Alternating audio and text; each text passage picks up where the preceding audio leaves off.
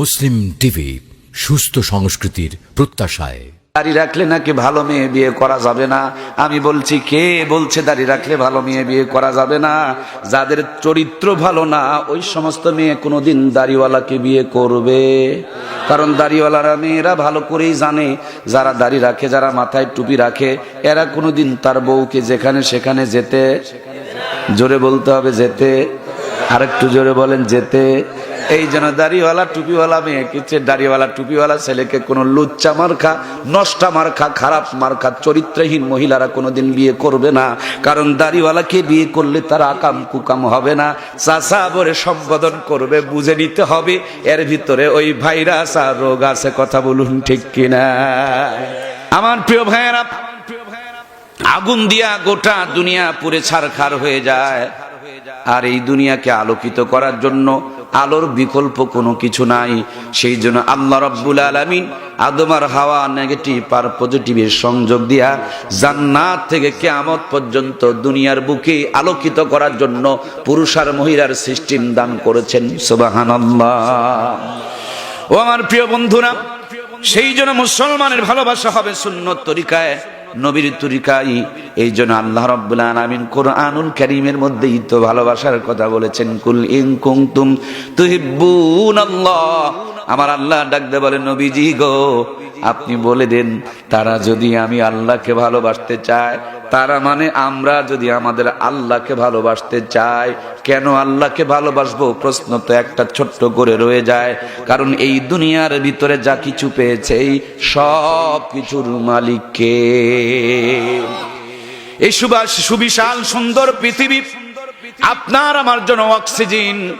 একবার হাসপাতালে ভর্তি হয়ে দেখুন, একদিন প্রায় 20,000 টাকার অক্সিজেন লাগে। কথা বলুন ঠিক কিনা? আমার প্রাণে ভাইয়েরা, আপনার আমার জন্য পানিবিহীন জীবন চলে না। এ শরীরের 57% হলো পানি, কিন্তু পানিগুলোকে আল্লাহ রাব্বুল আলামিন আপনার আমার জন্য সস্তা করে দিয়েছেন। অক্সিজেন আপনার আমার জন্য ফ্রির ব্যবস্থা করে দিয়েছেন। জমিনটাকে বিছানা স্বরূপ বিছিয়ে দিয়েছেন, আসমানকে বিনা খুঁটিতে ঝুলন্ত অবস্থায় রেখে দিয়েছেন। এই দুনিয়ার আলো বাতাসে বেড়ে ওঠার জন্য নানান ধরনের সিস্টেম এবং পদ্ধতির ব্যবস্থা করে দিয়েছেন। আপনি আমি লালিত পালিত হব, সেই জন্য মা আর বাবা দুইটি নিয়ামত দান করলেন। দেখুন, বাবা তার সন্তানের জন্য জীবনকে কুরবানি করে দেয়, মা নিজের জীবনকে বিসর্জন দিয়া সন্তানকে বাঁচায়। এরকম ইতিহাস আমাদের দেশে আছে না নাই? এই তো কয়েকদিন আগে দক্ষিণ অঞ্চলে মা এবং সন্তান, স্বামী 3 জন মিলে যখন নদী পাড়ি দিচ্ছিলেন, হঠাৎ করে নৌকা ডুবে গেল।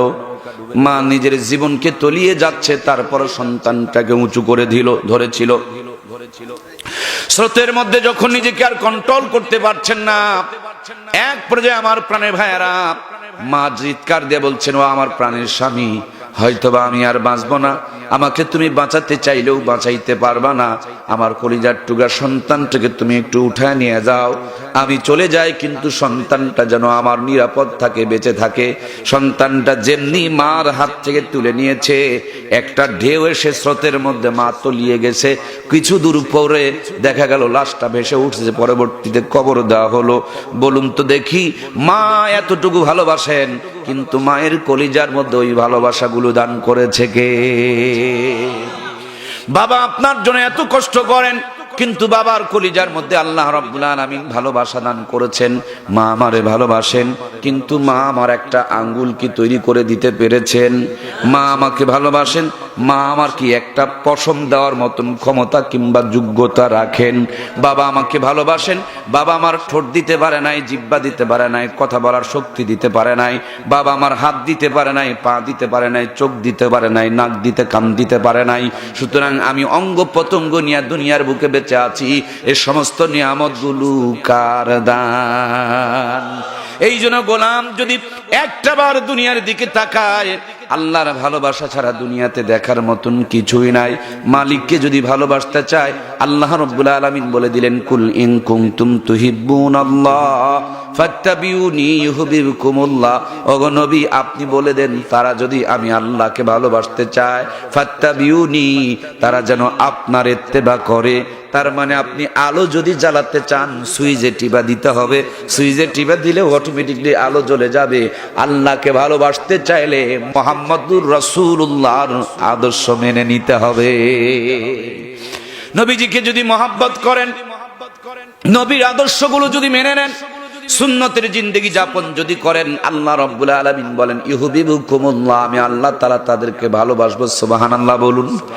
ভালোবেসে সন্তানগুলোকে যখন আমরা কোলে তুলে নিতে চাই, খেয়াল করে দেখবেন আগে গায়ের থেকে ময়লাগুলো পরিষ্কার করা হয়, ধুলাগুলো পরিষ্কার করে হয়, কারণ ভালোবেসে আমি কোলে তুলে নিব।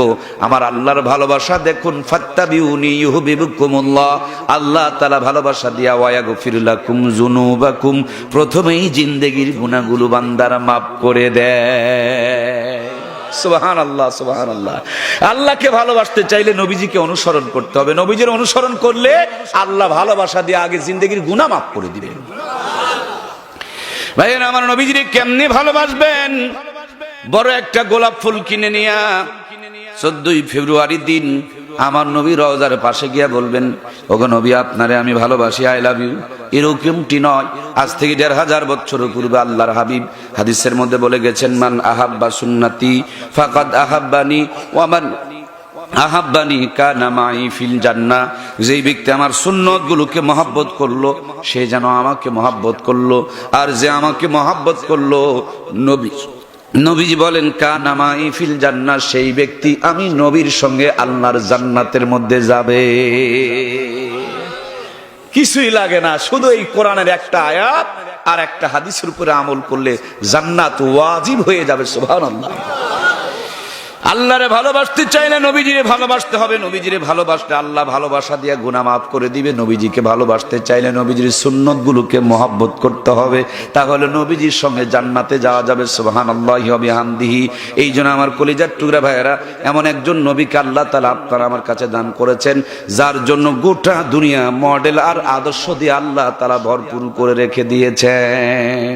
আমার ভাইয়েরা, নবীজিকে আল্লাহ তাআলা নানা বানাইলেন, নাতির আদর্শ বানায়া, জামাই বানালেন শ্বশুরের আদর্শ বানায়া, স্বামী বানালেন স্ত্রীদের আদর্শ বানায়া, ব্যবসায়ী বানালেন ব্যবসায়ীদের আদর্শ বানায়া, চাকরিজীবী বানালেন চাকরিজীবীদের আদর্শ বানায়া, রাষ্ট্রপতি বানালেন রাষ্ট্রপতিদের আদর্শ বানায়া।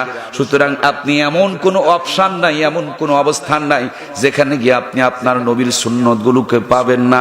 আপনি টয়লেট করতে চান, বৈজ্ঞানিকের থিওরি নেওয়ার দরকার নাই। আপনার নবীর থিওরি গিলা নিয়ে আপনি বৈজ্ঞানিকের থিওরির দরকার নাই। নবীর থিওরি নিয়ে টয়লেট বাথরুম করতে যান, সুন্নত তরিকায় টয়লেট করবেন, বাথরুম করবেন। আজকের বিজ্ঞান সেই সুন্নতকে গবেষণা করে করে ভিতরে ভিতরে মুসলমান হয়ে যায়, আর কপাল পোড়া মুসলমান আজকে সুন্নতের কদর করতে জানে না, দাম দিতে জানে না। কথা বলুন ঠিক কিনা?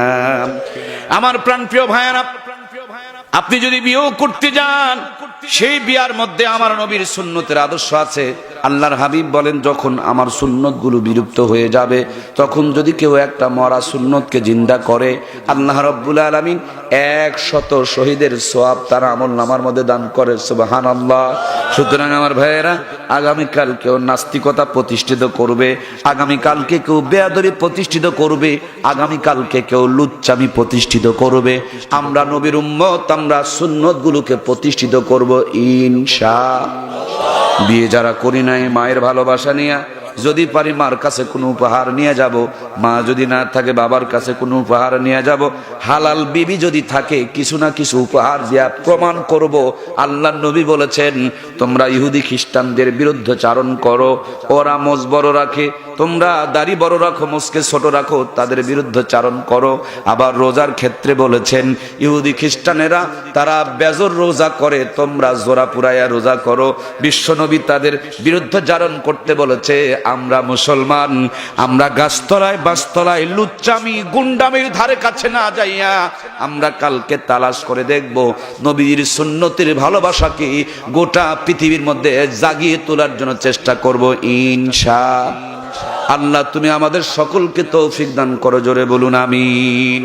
আমার প্রাণপ্রিয় ভাইয়েরা, ও আমার কলিজার টুকরা যুবক বন্ধুরা, বিনয়ের সঙ্গে আমি আপনাদেরকে আমন্ত্রণ জানাতে চাই, ইসলামের মধ্যে নাই এরকম শব্দটাই নাই। সুবহানাল্লাহ বলবেন না? ইসলামের চাইতে আপগ্রেড আধুনিক পৃথিবীতে কোনোদিন আসতে পারে? আজকের জামানা কম্পিউটারের জামানা, আগামী দিনে হয়তো আসবে বেশি পিউটারের জামানা, তারপরে আসবে ডবল বেশি পিউটারের জামানা, তারপরে আসবে তারও বেশি পিউটারের জামানা। যত বেশি পিউটার আসুক, কিন্তু ইসলামের চাইতে আধুনিক কিছু হইতে পারে? ইসলামের মধ্যে তাকিয়ে দেখুন, বিয়েও করতে যাবেন, সেখানে বিয়ার পরামর্শ দিয়ে রেখেছেন আজ থেকে ১৫০০ বছর পূর্বে আপনার আমার মদিনাওয়ালা কামনিওয়ালা। তিনি বলেছেন, যুবক যখন তুমি বিয়ে করতে যাবা, 4টি জিনিস খেয়াল করে বিয়ে করবা। ওয়ালি মালিহা, ওয়ালি জামালিহা, ওয়ালি নাসাবিহা, ওয়ালি দীনিহা, ফাজফার বিজাতিদ্দিন। 4টি জিনিস দেখে তুমি বিয়ে করো, সৌন্দর্য দেখে বিয়ে করো, কারণ যার বউ সুন্দর হবে তার মন সুন্দর হবে, মনটা এদিক ওদিক দৌড়াদৌড়ি কম করবে। এই জন্য সৌন্দর্যের মর্যাদা আল্লাহ দিয়েছেন না দেন নাই? 2 নম্বর, বংশের দিকে খেয়াল রাখো। নিচু বংশের কিছু মেয়ে সভ্যতা ভদ্রতা বোঝে না, বড় বংশে যদি তার জায়গা হয়ে যায়, গ্রামের ভাষায় বলে মুই কি হনুরে, তখন শ্বশুরকে দেখতে পারে না, শাশুড়িকে দেখতে পারে না, জামাইকে তার মানে হাজবেন্ডকে তুই তুই বলে কথা বলে। কথা বলুন ঠিক কিনা? এই জন্য খেয়াল রাখতে হবে, শুধু চামড়া দেখলে হবে না, বংশ দেখো। আবার খেয়াল করে রাখো, তুমি পার্কের কোনাকানিতে, কলেজ ভার্সিটি বিশ্ববিদ্যালয়ের কোন সিবাজাবিতে কৌশল করে বড় লোকের একটা মেয়ে যদি ভাগায় নিয়ে আসো, হয়তোবা 2-4 বছর ভালোই প্রেম প্রীতি কেটে যাবে, যেমনি ঘরের মধ্যে অভাব ঢুকবে, ভালোবাসা কিন্তু জানালা দিয়ে পালাইতে শুরু করে দিবে। এই জন্য নবীজি বলেন, কুফুর দিকে খেয়াল রেখে বিয়ে করিও, সম্পদের দিকটাও তুমি খেয়াল রাখিও। 4 নম্বরে আল্লাহর হাবিব বলেন, ফাজফার বিজাতিদ্দিন, সবচেয়ে বেশি দিনের প্রতি তুমি খেয়াল খুশি রাখিও। আমার ভাইয়েরা, এখন তো ডিজিটাল জামানা, কালো কালো মেয়েগুলো বিউটি পার্লারে যায়, এমনি ভাবে আটার বয়ে ময়দার বস্তা মেখে পালে ফেলে, তাদের চিনাই বড় মুশকিল হয়ে যায়, পানি দিয়া না ধোয়া পর্যন্ত তার চেহারাটা বোঝা মুশকিল। কথা বলুন ঠিক কিনা? এই জন্য আমার ভাইয়েরা, শুধু চামড়ার সৌন্দর্য নয়, ভিতরের সৌন্দর্য আপনাকে খুঁজে দেখতে হবে। আল্লাহর নবী বলেন, ফাজফার বিজাতিদ্দিন, সবচেয়ে বেশি ধার্মিকতার দিকে, দিনের দিকে খেয়াল রাখতে হবে। আল্লাহর নবী বলেন, এই দুনিয়াতে যা কিছু আছে সবই হলো আল্লাহর নিয়ামত, সবই হলো মাল, কিন্তু সবচেয়ে উত্তম নিয়ামত হলো নেককার বিবি, নেককার স্ত্রী। এখন তো অনেক ডিজিটাল সিচুয়েশন কায়েম হয়ে গেছে, কোনটা নেককার কোনটা বদকার এটাই বড় মুশকিল। কথা বলুন ঠিক কিনা? অনেকেই বিয়ে করতে চায় না যে ভালো বউ পাবো কিনা, বিয়ে যারা করতে চায় না, এদের ভিতরে আবার 2 গ্রুপ। এক গ্রুপ চিন্তা করে বিনা টাকায় যদি দুধ পাওয়া যায়, অযথায় গাবি কিনে ঝামেলা টানা দরকার নাই। আর এক গ্রুপের ধান্দার মধ্যে রয়ে গেছে, এই তো ছোট্ট বয়স থেকে 4, 5, 6, 7 যখন থেকে পড়ে, তখন থেকে মোবাইল ঘোষাঘুষি শুরু করে, তখন থেকে গাছতলা বাঁশতলা কোনাকানি সিপাসাফি, এরপরে নানান ধরনের অবৈধপনা, নোংরাপনা, বেহায়াপনার মধ্যে লিপ্ত হয়ে যায়। এদের বিয়ে পড়ার বয়স আসার আগেই যৌবন তার কাছ থেকে হারায়া যায়, যৌবন তার ভিতরে নাই। শুধু বিয়ে করলেই হবে না, বইয়ের হক আদায় করতে হবে। স্ত্রীর হক আদায় করার ক্ষমতা রাখে না, তার জন্য অনেকেই বিয়ে করতে চায় না। হয়তোবা আপনি বলবেন, হুজুর মোজ তো বড় বড় আছে, মোজ থাকতে পারে, কিন্তু ভিতরে ক্ষমতা নাই। ক্ষমতা যে নাই তার ছোট্ট একটু প্রমাণ আপনাদেরকে বুঝাইতে চায়। আপনাদের এলাকায় কি ইটের ভাটা আছে ভাইয়েরা? দেখেছেন তো ইটের ভাটা, যদি উপরে ধোঁয়া থাকে বুঝে নিবেন নিচে ভাটা চালু আছে, আগুন জ্বলছে, নইলে উপরে ধোঁয়া বের হবে না। উপরের ধোঁয়া যদি প্রমাণ করে নিচে আগুন আছে। আজকে রাস্তা পথে তাকায় দেখেন, খালি হামদর্দের পোস্টার, হারবালের পোস্টার, কলিকাতা মেডিকেলের পোস্টার, ইন্ডিয়ার পোস্টার। ধোঁয়া যদি প্রমাণ করে নিচে আগুন আছে, এই পোস্টারগুলো প্রমাণ করেছে বাংলাদেশের যুবকের যৌবনের মধ্যে ভাইরাস ধরে গেছে। ও আমার যুব সমাজ, কলিজার টুকরা প্রিয় বন্ধুরা, সেই জন্য নবীর সুন্নতের আদর্শগুলোকে আপনার আমার জিন্দা করার দরকার আছে না নাই? যুবকের দাড়ি ওঠার আগেই দাড়ি কাটতে শুরু করে দেয়, চিন্তা করে দাড়ি রাখলে ব্যাকডেট দেখাবে, দাড়ি রাখলে মেয়ে, দাড়ি রাখলে নাকি ভালো মেয়ে বিয়ে করা যাবে না। আমি বলছি, কে বলছে দাড়ি রাখলে ভালো মেয়ে বিয়ে করা যাবে না? যাদের চরিত্র ভালো না, ওই সমস্ত মেয়ে কোনোদিন দাড়িওয়ালাকে বিয়ে করবে। কারণ দাড়িওয়ালারা মেয়েরা ভালো করেই জানে, যারা দাড়ি রাখে, যারা মাথায় টুপি রাখে, এরা কোনোদিন তার বউকে যেখানে সেখানে যেতে, জোরে বলতে হবে যেতে, আরেকটু জোরে বলেন যেতে, এই জন্য দাড়িওয়ালা টুপিওয়ালা মেয়েকে দাড়িওয়ালা টুপিওয়ালা ছেলেকে কোনো লুচ্চা মার্কা, নষ্টা মার্কা, খারাপ মার্কা, চরিত্রহীন মহিলারা কোনোদিন বিয়ে করবে না। কারণ দাড়িওয়ালাকে বিয়ে করলে তার আকাম কুকাম হবে না, চাচা বলে সম্বোধন করবে, বুঝে নিতে হবে এর ভিতরে ওই ভাইরাস আর রোগ আছে। কথা বলুন ঠিক কিনা? পর্দার আড়ালে যে সমস্ত বোনেরা আছে এরা তো মনে মনে চিন্তা করছে হুজুর ছেলেদের জন্য একটা ডিজিটাল বুদ্ধি শিখাইয়া দিলেন, তার মানে যে মেয়েরা দাড়িওয়ালাকে বিয়ে করতে চায় না, এদের চরিত্র ভালো না। ছেলেরা যদি ভালো বউ পেতে চায় তাহলে মুখে একটু দাড়ি রেখে দিবে, খারাপ মেয়েরা সালাম দিয়ে দূরে থাকবে। কথা বলুন ঠিক কিনা? কিন্তু মেয়েরা যদি ভালো একটা ছেলেকে বিয়ে করতে চায় তাদের জন্য ছোট্ট করে একটা বুদ্ধি শিখায় দেয়। ও বোন, আপনার জন্য পরামর্শ হলো আপনি দাড়িওয়ালা একটা ছেলেকে বিয়ে করবেন, কয়েকটা লাভ আপনি পেয়ে যাবেন। দাড়িওয়ালার যৌবন সহজে বাঁকা হয় না। 2 নম্বরে লাভ, যে মুখে মধ্যে দাড়ি রাখে সে আকাম কুকাম করতে পারে না। মুখে দাড়ি রাখার পর বিড়ি টানতে শরম লাগে, মুখে দাড়ি রাখার পর সিনেমার পোস্টারের দিকে তাকাতেও পর্যন্ত লজ্জা লাগে। মুখে দাড়ি থাকলে পার্কের কোনাকানিতে সিপেসাপিতে আকাম কুকাম করতে তার শরম লজ্জা লাগে। আর যারা মুখে দাড়ি রাখতে চায় না, আসলেই তার নিয়ত ভালো না, তার চরিত্র ভালো না, সে আকামও করতে চায়, কুকামও করতে চায়, দুর্নীতিও করতে চায়, আবার ভালো একটা বিয়ে করতে চায়। এই জন্য অন্তত পক্ষে দাড়িওয়ালা ছেলেরা দাড়িবিহীনের তুলনায় 80% 90% ভালো থাকে, পিওর থাকে, খাঁটি থাকে। কথা বলুন ঠিক কিনা? সম্মানিত ভাইয়েরা আমার, এই দাড়ি নিয়ে কথা হলো। এই দাড়িটাও পর্যন্ত আমার নবীজির একটা জ্বলন্ত জিন্দা সুন্নত। দাড়ির প্রতি আমরা অবজ্ঞা করব না। মনে মনে করি দাড়ি একটা বাড়তি ঝামেলা, দাড়ি একটা বাড়তি বোঝা, দাড়ি একটা বাড়তি সমস্যা। দাড়ি না রাখলেই তো হ্যান্ডসাম দেখা যায়, আপগ্রেড দেখা যায়, নিউ মডেলের দেখা যায়, ইয়ং দেখা যায়। আমি বলবো ভাই, এটাই যদি আসল কারবার হয়, আপনাদের এলাকায় কি কলা গাছ আছে? কলা গাছের যখন পাতা বের হবে, যেমনি করে দাড়ি কাটেন তেমনি করে পাতাগুলো কেটে দিতে হবে। কারণ আপনি ইয়ং থাকবেন আর কলা গাছ বুড়া বানাবেন, তা তো ডিজিটাল প্রযুক্তি নয়। মুখের দাড়ি যদি ঝামেলা হয়, আম গাছের পাতাগুলোকে ফেলে দিবেন, ওগুলো ঝামেলা। কাঁঠাল গাছের পাতা ধরলে ফেলে দিবেন, কারণ ওগুলো ঝামেলা। এগুলো ঝামেলা হলে ওগুলো ঝামেলা। ধানের পাতা বের হবে আর কেটে ফেলে দিবেন, তাইলে মনে হয় খুব ভালো ধান হবে, তাইলে বড় বড় কলা পাওয়া যাবে, গাছটা দীর্ঘদিন বেঁচে থাকবে। ও বন্ধু, আজকের বিজ্ঞান প্রমাণ করেছে গাছ শুধু মাটি থেকে খায় না, গাছ পাতা দিয়েও খায়। এই জন্য যেই গাছে যত বেশি আলো বাতাস পায়, ওই গাছ তত মোটা তাজা হয়, ওই গাছে তত ফল ভালো হয়, সে গাছের মধ্যে তত তরুতাজা লতা পাতা পাওয়া যায়। কথা বলুন ঠিক কিনা? আমার প্রিয় ভাইয়েরা, আজকের বিজ্ঞান প্রমাণ করেছে একদিকে দাড়িওয়ালা মানুষকে দাঁড় করায়া আর একদিকে দাড়িবিহীন মানুষগুলোকে দাঁড় করিয়ে দাড়িওয়ালাদের অঙ্গ প্রত্যঙ্গ পরীক্ষা করে, দাড়িবিহীন যাদের তাদের অঙ্গ প্রত্যঙ্গ পরীক্ষা করে, দাড়িওয়ালাদের যৌন শক্তি, যৌন সমস্যা, সুবিধা অসুবিধাগুলোকে নিয়ে পরীক্ষা করে, দাড়ি যারা ক্লিন শিপ করেছে তাদের যৌন সমস্যার আসবাবপত্র নিয়ে পরীক্ষা নিরীক্ষা করে দেখে। এরা পরীক্ষা করে রেজাল্ট বের করে আসলো, কিন্তু নাস্তিকতার কারণে রেজাল্টগুলো প্রকাশ করা হয় না।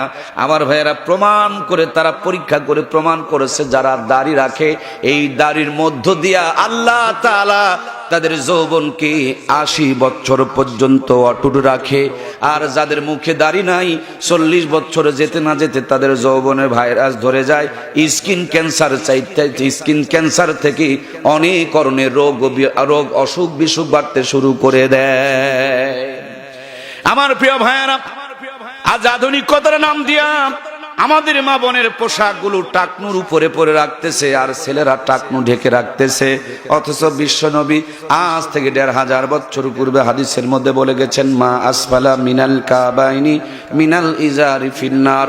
টাকনুর নিচের যে অংশ পায়জামা অথবা লুঙ্গি দ্বারা ঢাকা থাকবে, বিশ্ব নবী বলেন এটা জাহান্নামের মধ্যে যাবে, দোজখের মধ্যে যাবে।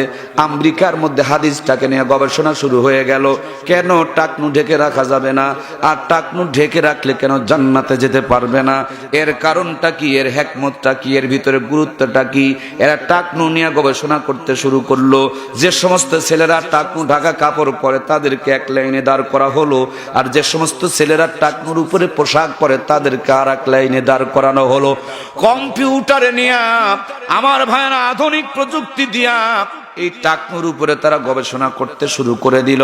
গবেষণা করতে গিয়ে দেখি সুন্দর একটা তথ্য বের হয়ে আসলো।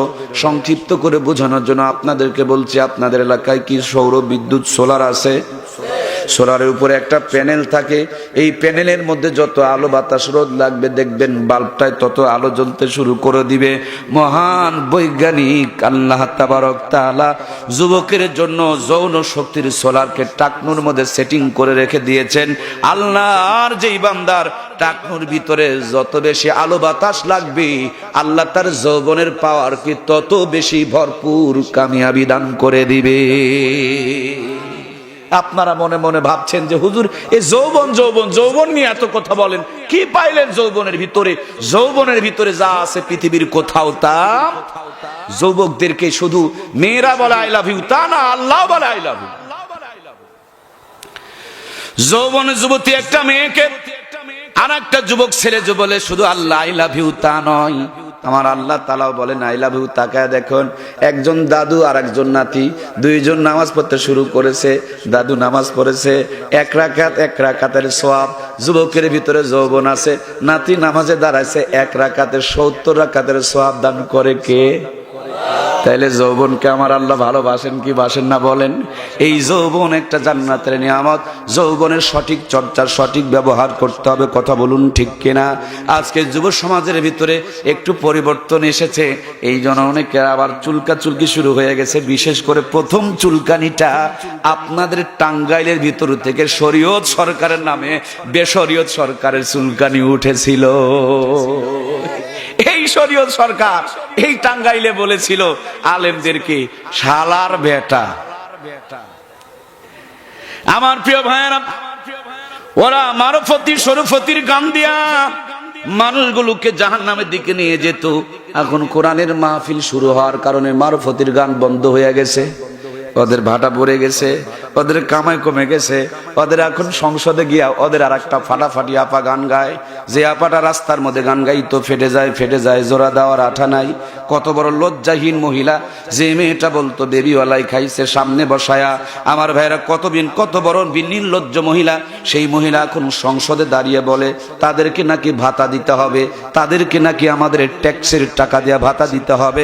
যারা অল্প কয়েকদিন আগে আপনার এই টাঙ্গাইল জেলার ভিতরে, টাঙ্গাইল কিন্তু বাংলাদেশের মধ্যে নাম করা, রীতা দেওয়ার নামে আর একটা কুলঙ্গার মহিলা আল্লাহকে শয়তান মুনাফিক বলে পর্যন্ত গালি দিয়েছিল। কথা বলুন ঠিক কিনা? আমার প্রিয় ভাইয়েরা, সেই জন্য আপনাদের খেদমতে বলতে চাই, যৌবনের মর্যাদা আল্লাহর কাছে বেশি, আল্লাহর নবীর কাছে বেশি। যুবকরা এখন ইসলামের দিকে ঝুঁকতেছে, তার জন্য ওদের অ্যালার্জি আর চুলকানি ধরে গেছে। ওরা কোরআনের মাহফিল বন্ধ করতে চায়, ওরা আমার ভাইরা ইসলামী চর্চাকে কমিয়ে দিতে চায়। সম্ভবত গতকালকে সংসদের মধ্যে আলোচনা হয়েছে, এই আলোচনার মধ্যে মজিবুল হক মাঝভান্ডারী নামে আর একজন আল্লাহর বান্দা নতুন করে বিবৃতি দিয়েছে। তিনি বলেছে বক্তৃতার নামে গাইডলাইন করতে হবে, যেটা সেটা বক্তৃতা করা যাবে না, কারণ ওদের স্বার্থে আঘাত লাগে এরকম কথা তারা বলতে দিতে চায়। কোরআনুল কারীমের মধ্যে চুরি নিয়ে আলোচনা আছে, কিন্তু চোর যারা হবে তারা বলবে চুরি বাদ দিয়ে তোমরা কোরআনের আলোচনা করো। কোরআনের মধ্যে জেনার আলোচনা আছে, জেনাখোর যারা হবে তারা বলবে জেনা বাদ দিয়ে তোমরা কোরআনের আলোচনা করো। কোরআনের মধ্যে সুদের আলোচনা আছে, সুদখোর যারা হবে তারা বলবে সুদ বাদ দিয়ে আলোচনা করো। কোরআনের মধ্যে ঘুষের আলোচনা আছে, ঘুষখোর তারা বলবে ঘুষ বাদ দিয়ে আলোচনা করবে। আমার ভাইয়েরা, কোরআনুল কারীম কারো নির্ধারণ করা দেখানো পথ অনুযায়ী আলোচনা নয়, এটা আল্লাহর কোরআন। এই দুনিয়ার মানবের কল্যাণের জন্য এর উন্মুক্ত আলোচনার দরকার আছে না? না, এরা হাত করা লাগাতে চায়। তবু আমি সাবধান করে তাদেরকে বলতে চাই, যতই চক্রান্ত করো, কোরআনের বিজয় ঠেকানোর মতন কারো ক্ষমতা। সর্বপ্রথম চেয়েছিল চীন, এখন চীন হয়ে যেতে চাচ্ছে নিশ্চিন।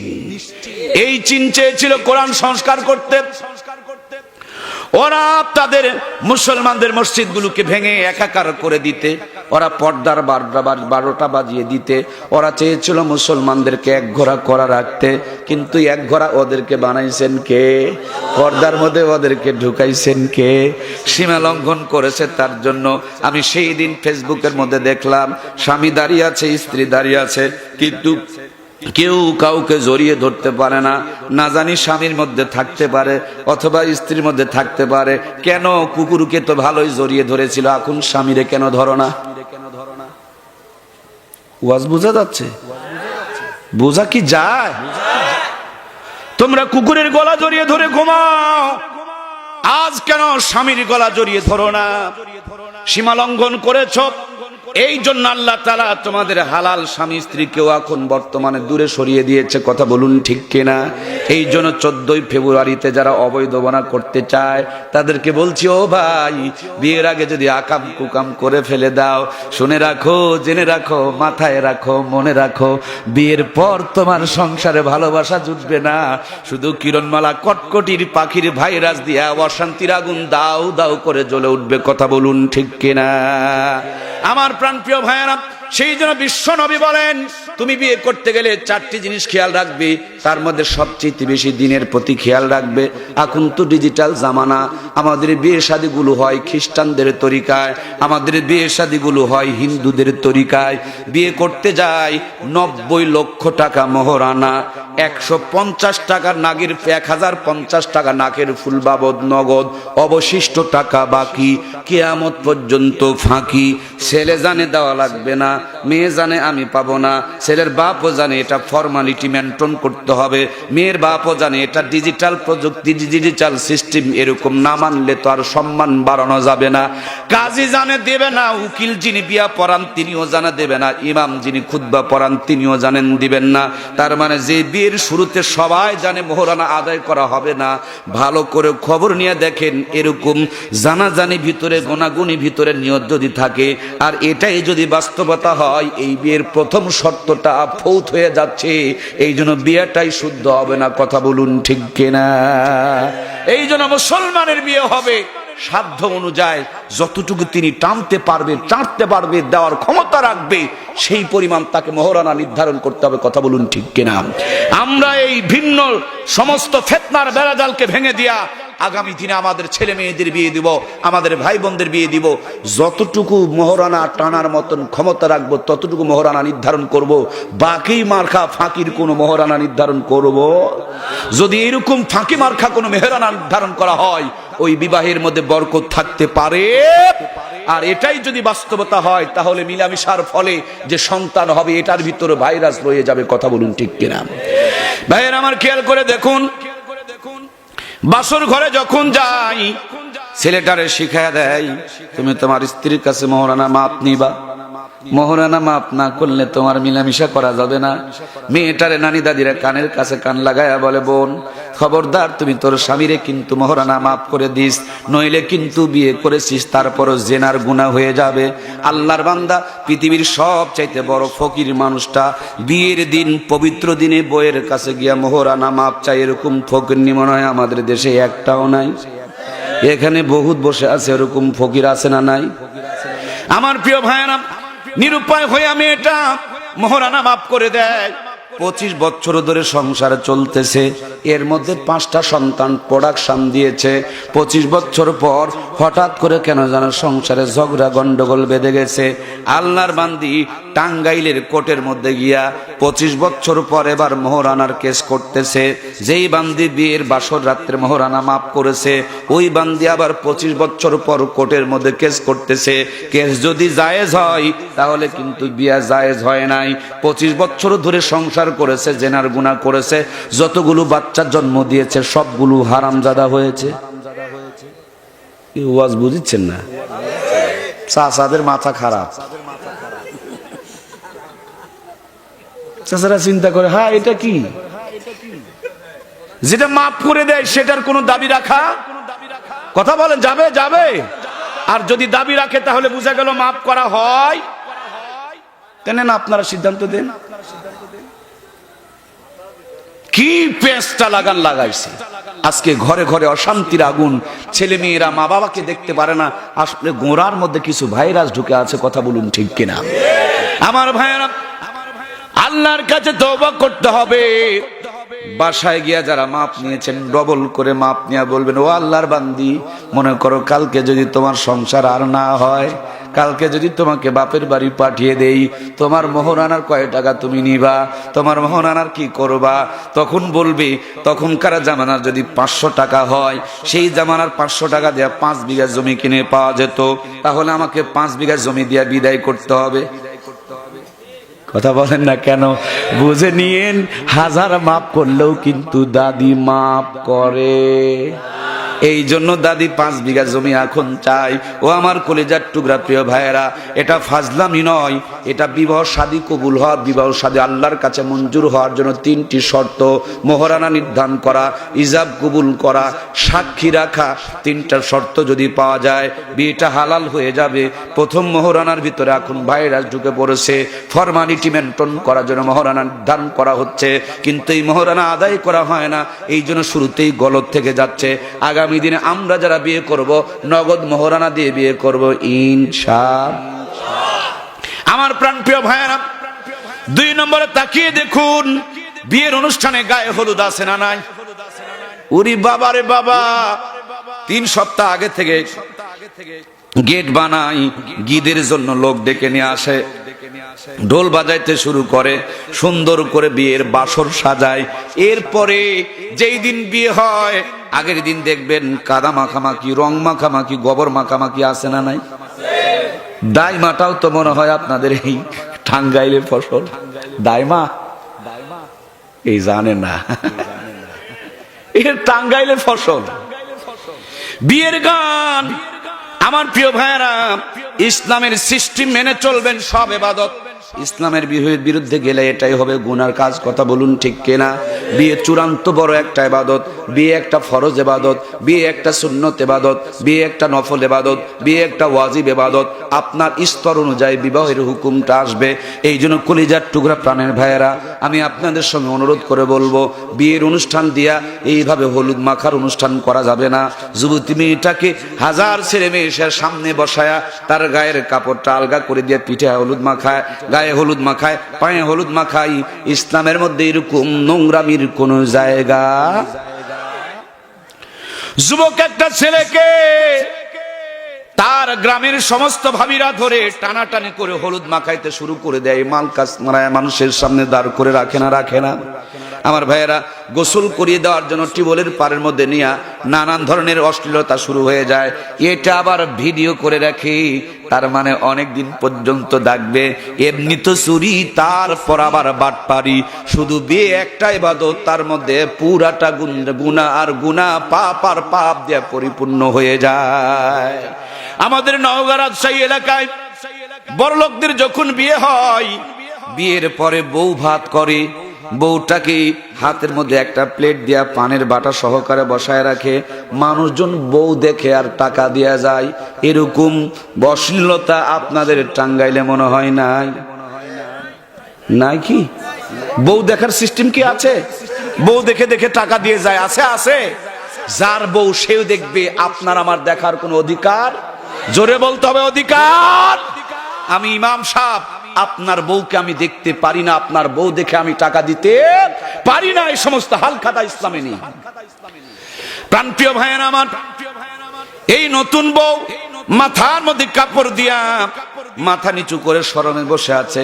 নানি দাদি মাথাটা উঁচু করে ধরে মাথার কাপড়টা সরায় দেয়, বলে, দেখ আমার চাঁদের চাইতে সুন্দরী নাতি বউ। যিনি বিয়ে করলো তিনি এখনো পর্যন্ত বাসর ঘরে পেল না। আর আমরা হাজার মানুষেরা দেখে যায় আর বলি, দোস্ত তুই একটা মাল বিয়ে করছস। আমার ভাইয়েরা, এরপরে ওই যে দাদু গিয়া বলে, নাতিরে তুই একটা জিনিস পাইছিস। নানা গিয়া বলে, তুই একটা আসল জিনিস পছন্দ করেছিস। আমার ভাইয়েরা, দাদু হোক আর নানু হোক, তাদের ভিতরে একটু লোভ ধরছে না? ধরে নাই? কথা বলতে হবে মুসলমান, কথা বলতে হবে। কথা বলুন ঠিক কিনা? ইসলামের মধ্যে সমস্ত বেহায়াপনা, নোংরাপনার এক চুল পরিমাণ, এক তিল পরিমাণ ঠাই নাই। আমার প্রাণপ্রিয় ভাইয়েরা, আপনি বিয়ে করেছেন, আপনার স্ত্রীকে নিয়ে ঘরের মধ্যে গিয়া যেমন তেমন ভাবে মিলামিশা করবেন তা নয়। আপনি অনেকদিন পর 25-22 বছর বয়সে আপনার কলিজার টুকরা প্রাণের বিবিকে আপনি পেয়েছেন, শুকরিয়া তান 2 রাকাত নামাজ পড়েন, চোখের পানিগুলো ছেড়ে দিয়ে আমার আল্লাহর কাছে রোনাজারি করেন। যদি পারেন কোরআন সুন্নাহর ভিতরে অসংখ্য দোয়া কালামের আছে, দোয়া কালাম আছে, সেগুলো তেলাওয়াত করেন, আল্লাহর কাছে চান।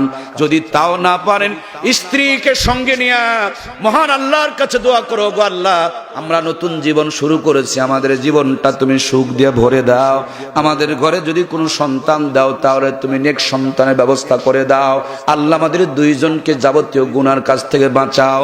আল্লাহ আমাদের 2 জনের মধ্য দিয়া এমন সম্পর্ক কায়েম করে দাও যাতে করে দুনিয়া আখিরাতের সঙ্গী হয়ে যেতে পারি। এইভাবে দোয়া করার দরকার আছে না? না, আমরা এমন গান লাগাই, ডেক সেটে গান বাজে আর এলাকার মাটি কাঁপে। কথা বলেন মুসলমান, কথা বলেন। আমার প্রাণপ্রিয় ভাইয়েরা, আনন্দের দিন, আনন্দে আত্মহারা হয়ে ইসলামকে বিসর্জন দেওয়া যেতে পারে। আনন্দের দিন শুকরিয়া আদায় করব কার? বেশি বেশি করে করুণা সাহায্য প্রার্থনা করব কার? আপনার নেককার স্ত্রীকে আরো নেককার বানিয়ে দিতে পারে আমার আল্লাহ। আপনি আপনার হালাল বিবির সঙ্গে মিলামিশা যখন করতে যাবেন তখন আপনি খেয়াল রাখবেন, ওই যে মোবাইল ফোনের মধ্যে এখন নানান ধরনের আজেবাজে ছবি মনে হয় আছে না নাই? এই আজেবাজে ছবি দেখে স্ত্রীর সঙ্গে মিলামিশা করা, এটা আমাদের মডেল হতে পারে। জোরে বলতে হবে, মডেল হতে পারে। আপনি নবীর সুন্নত তরিকায় ওযু করেছেন, আপনি নবীর সুন্নত তরিকায় টয়লেট করেছেন, আপনি নবীর সুন্নত তরিকায় ভাত খেতে বসেছেন, আপনি নবীর সুন্নত তরিকায় গোসল করেছেন, ওযু করেছেন, আপনি মুসলমান। আপনার মিলামিশাও হবে হালাল বিবির সঙ্গে। অন্তরঙ্গ মুহূর্তে যখন মিলিত হতে যাবেন তখনও পর্যন্ত আমার নবীদের সুন্নতের ফরমালিটিগুলো একটার পর একটা মিলাই নিতে হবে। আল্লাহর নবী বলেন, রাতের গভীরে নির্জনতার পরিবেশে হালাল বিবির সঙ্গে মিলিত হতে যাবে। যখন তুমি মিলিত হতে যাবে তখন খেয়াল রাখবে রাতের শুরুতে যেন না হয়। আজকে বিজ্ঞান প্রমাণ করে রাতের শুরুতে যদি মিলিত হতে যান লাভ কি, আর শেষে যদি মিলিত হতে যান লস কি। 2টার ভিতরে লাভ লস পরীক্ষা করে দেখে। রাতের শুরুতে যদি যায় পেট ভরা থাকে, এরকম ভাবে এই অবস্থায় যদি তার ওই অবস্থায় ওই সমস্ত অবস্থানে যায় তাহলে তার অনেক রোগ হয়ে যাওয়ার সম্ভাবনা হয়। উত্তেজনার কারণে রক্ত নালীর ভিতরে আমার ভাইয়েরা খাবার চলে যেতে পারে, এরপরে নানান রোগ হইতে পারে। সেই জন্য খাবারটা হজম হয়ে যাবে, ঘুম পেরে একটা শরীরে প্রশান্তি আসবে, চতুর্দিকে নির্জনতা বিরাজ করবে। আপনি যখন হালাল বিবির সঙ্গে মিলিত হতে যাবেন, আল্লাহর নবী বলেন আগে তুমি ওযু ইস্তেঞ্জা টয়লেট বাথরুম সেরে নাও। যদি পারো সুন্নত তরিকায় ওযু করে মিলিত হতে যাও, কারণ ওযু করে যেমন নামাজ পড়লে ইবাদত, ওযু করে মিলামিশা করলেও এইটাও। সুবহানাল্লাহ বলবেন না? ওরা করে এনজয়, আমরা এনজয় করি, আর আমাদের এনজয়কে আল্লাহ ইবাদত বানায়। সুবহানাল্লাহ বলবেন না?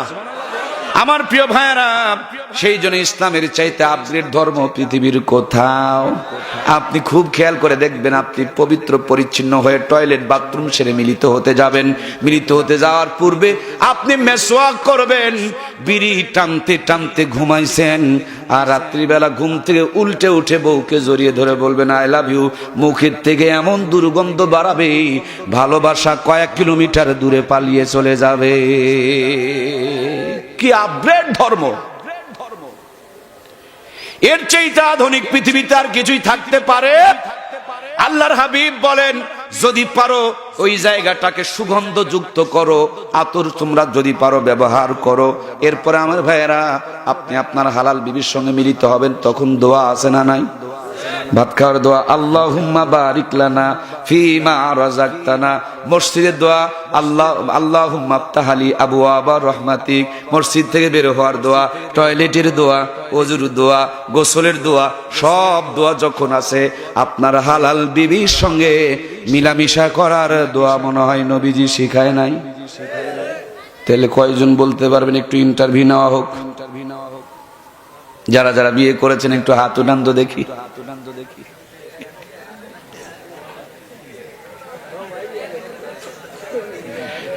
নামান শরম দিতে চায় না, শরম দিতে চায় না। 6টা ছেলে জন্ম দিয়েছেন, কিন্তু জন্ম দেওয়ার আগে কি দোয়া পড়েছেন? অনেক চাচা বলে হুজুর এটা কি আবার দোয়া পড়ার সময়? ওই সময় কি আবার দোয়া পড়ার কথা মনে থাকে? যে অবশ্যই থাকতে হবে, কারণ এটা আপনার জন্য ইবাদত। সুবহানাল্লাহ বলুন।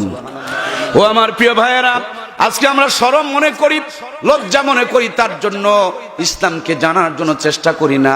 যৌন জীবনকে নিয়ে আমরা আলোচনা পর্যালোচনার মধ্যে নিয়ে আসি না। অথচ আল্লাহর হাবিব বলেন, আয়েশা রে, আমি দিনে যেগুলো করি সেগুলো আমার উম্মতের জন্য সুন্নত, আমি রাত্রে যেগুলো করি সেটাও আমার উম্মতের রাতের সুন্নত। সুবহানাল্লাহ বলুন। নবী আলাইহিস সালাম তার বিবিদেরকে বেশি ভালোবাসতেন। তিন জিনিসকে নবীজি বেশি ভালোবাসতেন, তার মধ্যে এক নম্বর জিনিস ছিলেন তিনি বিবিদেরকে বেশি ভালোবাসতেন। বিবিদের প্রতি তিনি কঠোর হতেন না, কারণ মেয়েরা নরম, মেয়েরা কোমল, আবার পক্ষান্তরে মেয়েরা হলো বাঁকা হাড্ডি দিয়ে তৈরি। ওদেরকে পাম দিবেন, নাচতে নাচতে কাম করবে, পাম দেওয়া বন্ধ হয়ে গেলে কাম অকাম হয়ে বসে থাকবে। এই জন্য আমার কলিজার টুকরা প্রাণপ্রিয় ভাইয়েরা, আল্লাহর হাবিব সাল্লাল্লাহু আলাইহি সাল্লাম আম্মা জান আয়েশা সিদ্দিকার গিলাসের জায়গায় পানি পান করে পানি খেতেন, বিশ্বনবী ওই জায়গাতেই ঠোঁট লাগায় পানি পান করতেন। গোস্ত শক্ত কোনো হাড্ডি চাবায়া চাবায়া যদি আম্মা জান আয়েশা রেখে দিতেন, নবী আলাইহিস সালাম ওই জায়গাতেই ঠোঁট লাগায় হাড্ডিটাকে চাবাইতেন। আল্লাহর হাবিব সাল্লাল্লাহু আলাইহি সাল্লাম বিবিদের সঙ্গে এক প্লেটে বসে খাবার খেতেন। নবীজি রাহমাতুল লিল আলামিন তার জান্নাতি হাত দিয়া বিবিদের মুখে তুলে দিতেন, আর বিবিরাও তাদের হাতগুলো দিয়া রাহমাতুল লিল আলামিনের মুখের মধ্যে খাবারগুলো তুলে দিতেন। আমরা এখন আধুনিক হয়ে গেছি, স্বামী স্ত্রীর মধ্যে ভালোবাসা ভুলে গেছি, খালি বিয়ার আগে আকাম কুকাম করা নিয়ে ব্যস্ত হয়ে পড়েছি। অথচ বাড়িতে বউ রয়েছে, বউ বাদ দিয়া আজকে দেখবেন আগামীকাল স্ত্রী বাড়িতে রেখে অনেকে পার্কে ঘুরতেছে, আবার অনেকের স্বামী আছে বিদেশে গেছে, এরাও পার্কে ঘোরার জন্য। আমার প্রাণপ্রিয় ভাইয়েরা, কি সুন্দর ইসলাম, কত সুন্দর করে আপনাকে ভালোবাসা শিখিয়েছেন। চাঁদনি রাত্রে আম্মা জান আয়েশা সিদ্দিকা রাদিয়াল্লাহু তাআলা আনহাকে নিয়ে নবী আলাইহিস সালাম ঘর থেকে বের হয়েছেন। সামনে একটা সাদা নিশানা দিয়া দুইজন মিলে দৌড় দিয়েছেন। আম্মা জান আয়েশা সিদ্দিকার সামনে চলে গেছেন, বিশ্বনবী পিছনে পড়ে গেছেন। অনেক দিন পর আবার দুইজন মিলে দৌড় দিয়েছেন। এই দিন আল্লাহর হাবিব সামনে চলে গেছে, আম্মা জান আয়েশা সিদ্দিকা রাদিয়াল্লাহু তাআলা আনহা পিছনে পড়ে গেছে। রাহমাতুল লিল আলামিন কলিজার টুকরা বিবিকে কাছে ডেকে নিয়া থুতুনির নিচে হাত দিয়া মাথাটাকে উঁচু করে ঢাক দিয়ে বলে, ও আমার আদরের পাগড়ি হুমায়রা, কেন তুমি শরম পেয়েছো, লজ্জায় কেন মুখটাকে লাল করে দিয়েছো? অনেক দিন আগে তুমি একবার ফার্স্ট হয়েছিলে, আজকে ওইটাকে আমি শোধ করে দিলাম। যেমনি সমানে সমান শোধের কথা বলেছি, আম্মা জান আয়েশা সিদ্দিকা এমন একটা হাসি দিয়েছে, মুহূর্তের ভিতরে আসমানের পূর্ণিমার চাঁদ যেন আমাদের আম্মা জানের হাসির কাছে হার মেনে গেছে। আমার প্রিয় ভাইয়েরা, সেই জন্য প্রেম করব আমরা বিয়ার, বলেন না বিয়ার পরে। মুসলমান কোনদিন বিয়ার আগে প্রেম করে? আর বিয়ার আগে যা হয় এটাকে প্রেম বলা যায়? এটার নাম ভালোবাসা বলা যেতে পারে? বিয়ার আগে যেটা হয় এটাকে আকাম বলে, কুকাম বলে, জেনা বলে, বেহায়াপনা, বেশ্যাপনা, নোংরাপনা, অবৈধপনা। কথা বলুন ঠিক কিনা? এই অবৈধপনার কারণে এইডসের ভাইরাস বাংলাদেশে ঢুকেছে। যতদিন পর্যন্ত এই প্রেম প্রীতির ভালোবাসা ছড়িয়ে পড়েছিল না, ততক্ষণ পর্যন্ত বাংলার জমিনে এইডসের ভাইরাস ছিল। এখনো বাংলার জমিনে করোনার ভাইরাস ছড়িয়ে পড়ে নাই। আমার তো বড় লোভ ভয় হয়, আমার তো বড় সন্দেহ হয়, বুড়ারিতা আকাম কুকামের কারণে একজনের ভাইরাস আর একজনের ভিতরে ছড়িয়েও পড়তে। এই জন্য খুব খেয়াল রাখতে হবে মুসলমান, আমরা প্রেম করব সুন্নত তরিকায়। লাল তার কালো তার আলো জ্বলতেছে, সংযোগ দেওয়া হয়েছে বৈধ। লাল তার কালো তার এক জায়গায় করলে আগুন জ্বলে, কারণ সংযোগ হয়ে যায় অবৈধ। আমরা বিয়ের পরে বাসর ঘরের মধ্য দিয়া সুন্নত তরিকায় সংযোগ দিব, আমাদের সংযোগের বিনিময় আল্লাহ তাআলা সওয়াব দান করবে। যখন আপনি হালাল বিবির সঙ্গে মিলিত হবেন, তখন আপনি দোয়া করবেন, আল্লাহুম্মা জান্নিবনা শাইতানা। বাকিটুকু বলবো না, ওটুকু সবাইকে শিখতে হবে, একদিনের বক্তৃতায় বললে মনে থাকবে।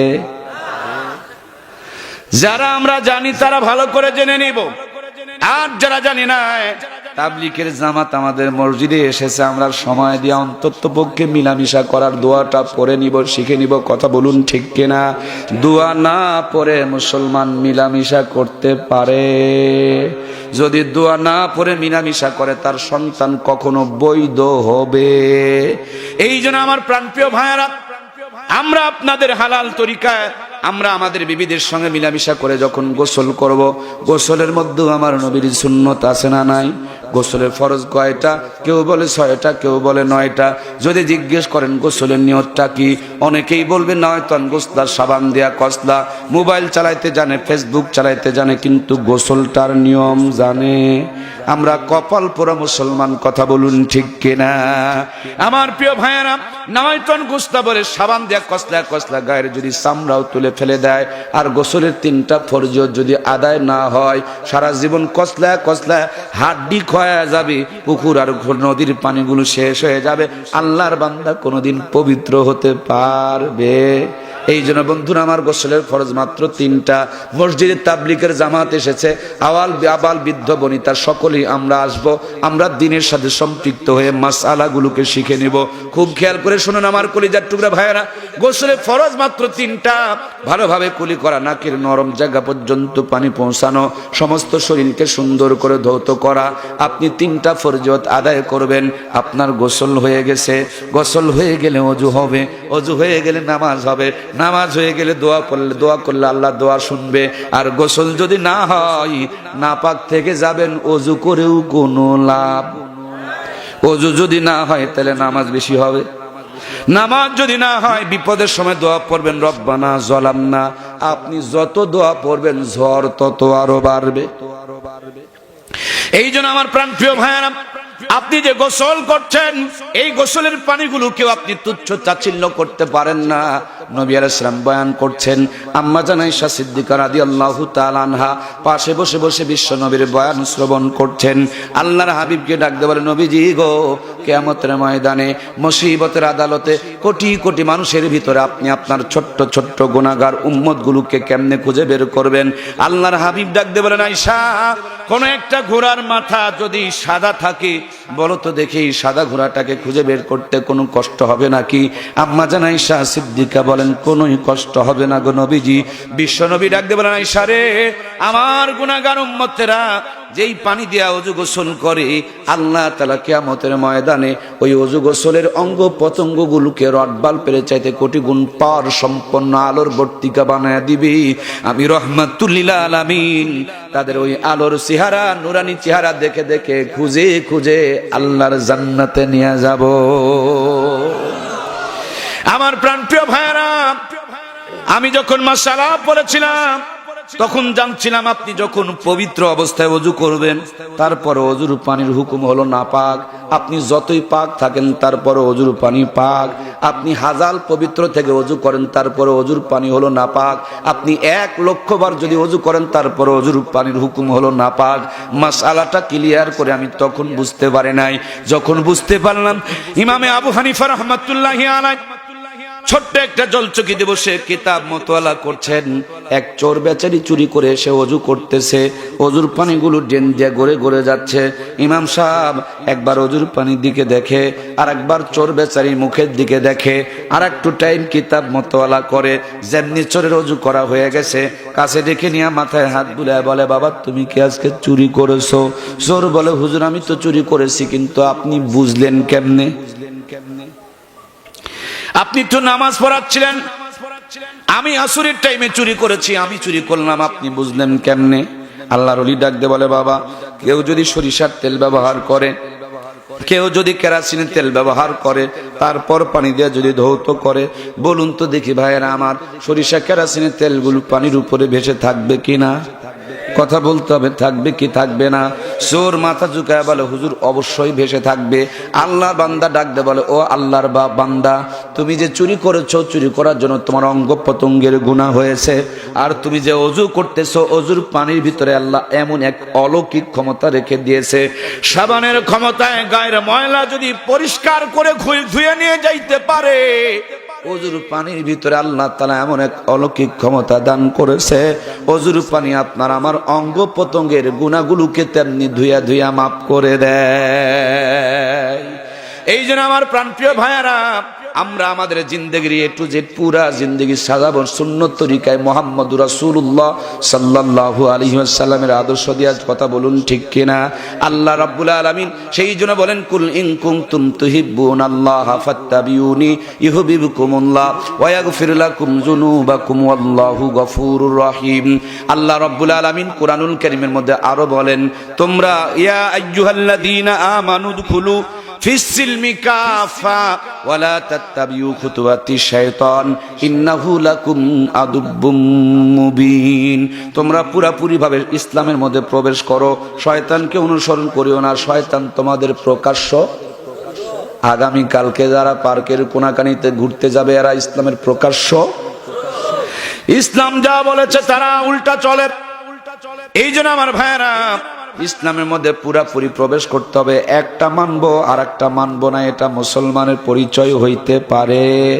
মুসলমান এ টু জেড পুরা জিন্দেগি সুন্নত দিয়া পরিচালনা করবে। কথা বলুন ঠিক কিনা? সেই জন্য আল্লাহ রাব্বুল আলামিন কুরআনুল কারীমের মধ্যে আরো ইরশাদ করে বলছেন, ইয়া আইয়ুহাল্লাযীনা আমানুত্তাকুল্লাহ হাক্কা তুকাতিহি ওয়া লা তামুতুন্না ইল্লা ওয়া আনতুম মুসলিমুন।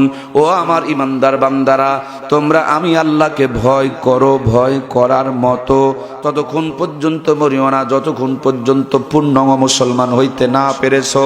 শব্দ কিন্তু দুইটা। এক নম্বর প্রথমে হলো ইয়া আইয়ুহাল্লাযীনা আমানুত্তাকুল্লাহ, এক নম্বর হলো ইমানদার। কালেমা পড়লেই ইমানদার হওয়া যায়, কিন্তু কালেমা পড়ে মুসলমান হওয়া যায়। আমার ভাইরা, স্কুলে ভর্তি হলেই ওয়ানে পাওয়া যায়, কিন্তু 5 পাস করতে হলে আরো 4 বছর 5 বছর পড়তে হয়। ঠিক তেমনি ভাবে কালেমা পড়লে ঈমান আনা যায়, কিন্তু ঈমানটা পুক্ত করে মুসলমান হওয়ার জন্য 5 ওয়াক্ত নামাজের দরকার আছে না নাই? আমরা তো নামাজ পড়ি না, যারা নামাজ পড়ে তাদের দেখতেও গান গাই, মনে বড় জ্বালারে পাঞ্জাবিওয়ালা। আবার যেমনি মরে যায়, পাঞ্জাবিওয়ালার ঘরে চড়ে জান্নাতে যেতে চায়। এরকম 2 নম্বর বাটপার সিটার আমাদের দেশে মনে হয় নাই। বোরখা তো পরে না, যারা বোরখা পরে তাদের দেখতেও পারে না, গান গায় বলে বোরখাওয়ালাই ওরে পাগল করেছে। সব বাদ দিয়া বোরখাওয়ালার পিছনে লেগে পড়েছে। ও আমার কলিজার টুকরা ভাইয়েরা, সেই জন্য আল্লাহ রাব্বুল আলামিন বলছেন, মরার আগে মুসলমান হও, মরার পরে মুসলমান হওয়ার কোনো সুযোগ। কিন্তু আমাদের দেশে মুসলমান হয় মরার, বলতে হবে মরার আগে আওয়ামী লীগ, বিএনপি, জামাত, জাতীয় পার্টি, তাবলিগ, পাবলিক, লম্বা টুপি, খাটো টুপি, দললিন, জল্লিন, মারামারি, পিটাপিটি, গুতাগুতি, সব এই সমস্ত আকাম কুকাম নিয়ে ব্যস্ত। যেমনি মরে সব ছেড়ে দিয়া এত ভালো হওয়া হয়ে যায়, হাত যদি বেঁকা থাকে সোজা করে দেয়, পা যদি বেঁকা থাকে সোজা করে দেয়। বড় হুজুরকে দাওয়াত দিয়া সুন্দর করে বড়ই পাতারে গরম পানি দিয়া গোসল করে দেয়। এতদিন পর্যন্ত কুকুরের মতন দাঁড়িয়ে দাঁড়িয়ে ছচ্ছর করে স্প্রে করে, হোমাপতির ফোটার মতন পরে আর কাপড়টাকে নাপাক করে রাখে। নামাজের দাওয়াত দিলে কি সুন্দর করে উত্তর দেয়, কাপড় ঠিক নাই। এক কথায় উত্তর শেষ, কাপড় ঠিক নাই। আজরাইল আসলে উপায়, 50 বছর কাপড় ঠিক নাই, 45 বছর বয়স চাচার আমার কাপড় ঠিক নাই, 40 বছর বয়স চাচার বলে কাপড় ঠিক নাই। মরার পরে এখন প্যান্ট শার্ট খুলে নেয়, বড় হুজুরকে দিয়ে কাপড় ঠিক করা। এরকম বাটপার আছে না নাই? তারা 50 বছর ধরে না পাক, মরার পরে এই বাটপারকে বানাইতেছে পাক। 50 বছর ধরে আলেমদেরকে দেখতে পারে না, মরার পরে ওই বাটপারের আলেম ছাড়া জানাজার নামাজ। 50 বছর ধরে ইসলামের সাথে কোনো সম্পর্ক নাই, কিন্তু যেমনি মরে যায় তখন ইসলাম ছাড়া আর কিছুই। মরার আগ পর্যন্ত আমার খালাম্মা, চাচি আম্মা, ফুবি আম্মা, কেউ কিরণমালা সাজে, কেউ আবার কটকটি সাজে, কেউ আবার পাখি সাজে। যেমনি মরে যায় কিরণমালা, কটকটি, পাখি পরায় কি টাঙ্গাইলের মেয়েদেরকে কবর দেওয়া হয়। ইরে আল্লাহ, মরল যে কটকটি পরে।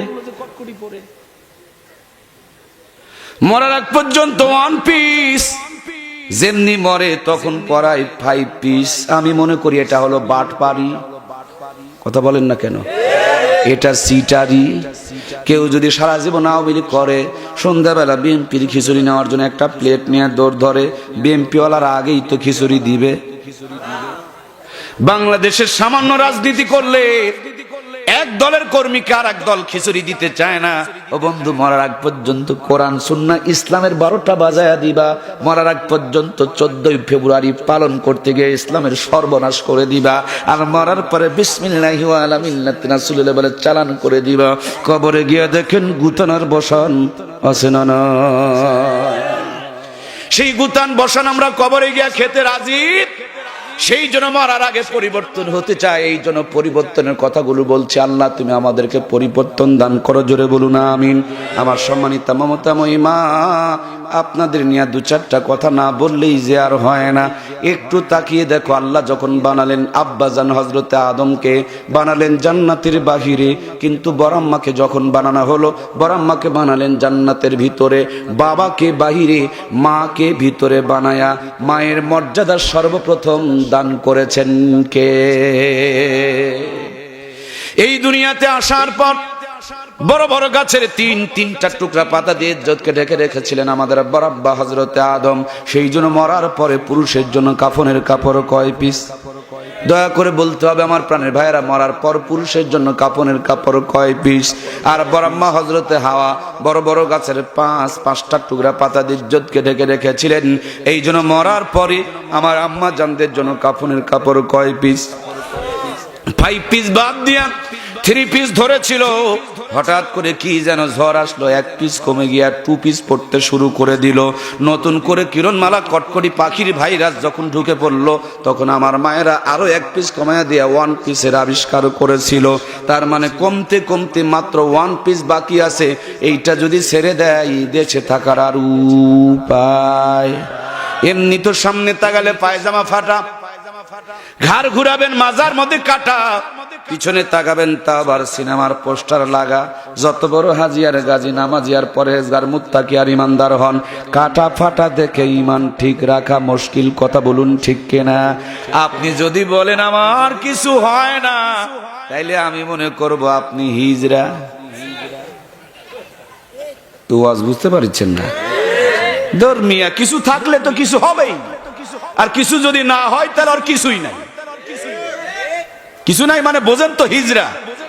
এখন বাংলাদেশে কিছু হিজরা টকশোতে বসে বসে কি সুন্দর করে বয়ান করে, কি বয়ান করে, মেয়েদের পর্দা নিয়ে বয়ান করে, যেইভাবে ঢেকে রাখা যাবে না ওইভাবে ঢেকে রাখা যাবে না।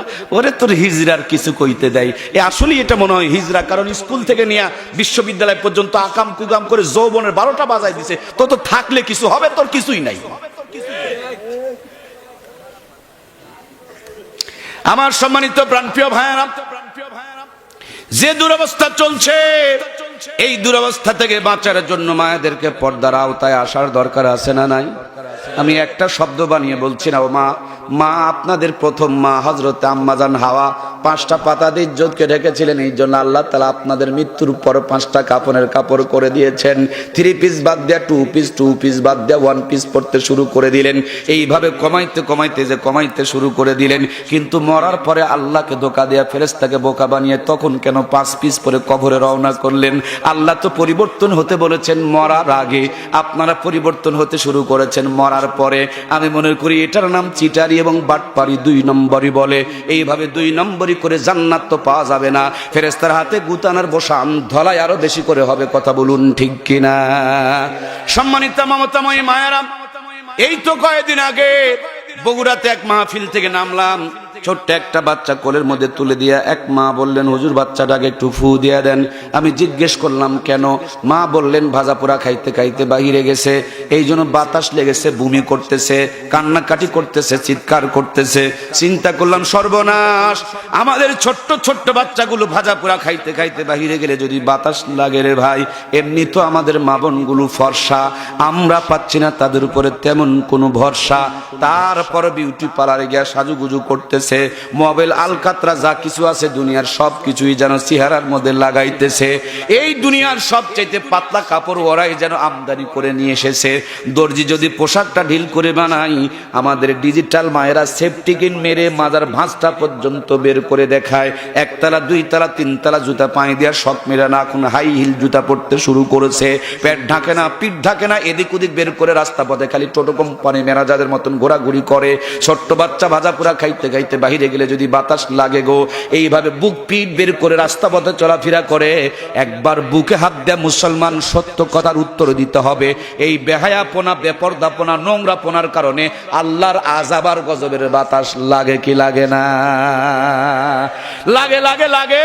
এই জন্যই তো কালবৈশাখীর ঝড় আসে, সেই জন্যই শিলাবৃষ্টি, ওই জন্যই পাথর, সেই জন্যই ভূমিকম্প, সেই জন্যই ঘূর্ণিঝড়, ওই জন্যই করোনার ভাইরাস, ওই জন্য এখন পঙ্গপাল। নতুন করে আর একটা ভাইরাস আসতেছে, এর নাম হলো পঙ্গ। আমেরিকায় শুরু হয়ে গেছে, ছোট্ট একটু করে পোকা, এটার বরেই পারে না আর মুসলমান মারার চক্রান্ত করে। কথা বলুন ঠিক কিনা? এরা বিমান থেকে এখন স্প্রে করতেছে, তারপরও পঙ্গপালের বরে পারতেছে।